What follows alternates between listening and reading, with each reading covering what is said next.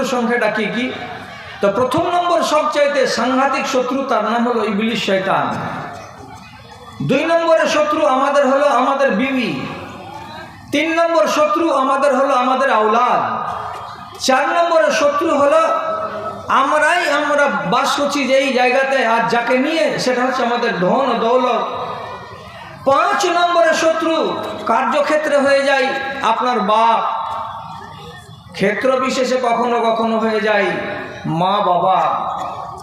তাহলে এগুলো জায়গা বিশেষে শত্রু, আর ইবলিস শয়তান সব জায়গায় সর্বত্র শত্রু। এই জন্য ইবলিসকে বলা হয় বড় শত্রু, আর এরা হলো ওর তুলনায় ছোট শত্রু। আপনার অমঙ্গল করার জন্য ইবলিস সব সময় লেগে আছে। কি করে ক্ষতি করব, কি করে এর নষ্ট করব, কি করে এর ঈমানকে বরবাদ করব, তার জন্য যে